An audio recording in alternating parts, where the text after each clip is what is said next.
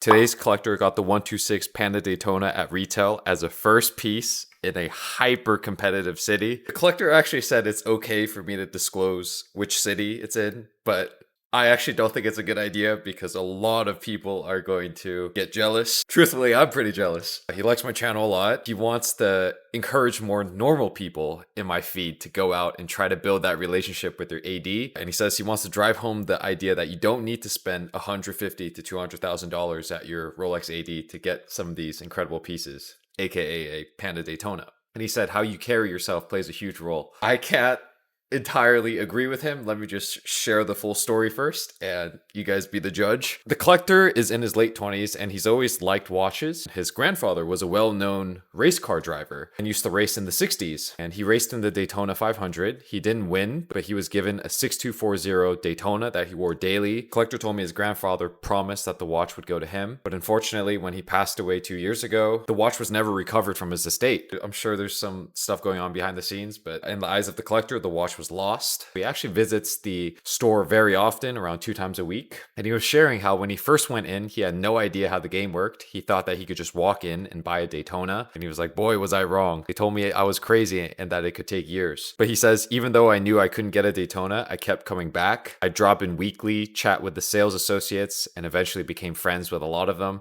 So 2 months in, he was offered the Air King Black Dial, which he politely declined. 4 months in, they started showing him off-catalog watches, not to buy, but just to show him. They showed him a Rainbow Daytona, and the collector was blown away, and he said they saw how much I loved these pieces. And the next day, he was offered a 2-tone fluted bezel Datejust, and the collector said it wasn't really for me. So around the 1-year mark in the store, he was offered a Submariner. The collector actually said yes, but he was traveling at the time. And when he got back, he thought that the AD held it for him, but there was miscommunication and they actually sold it to someone else. So the AD felt terrible. So about 3 months later, the collector got a text saying they had something he might like and told him to swing by.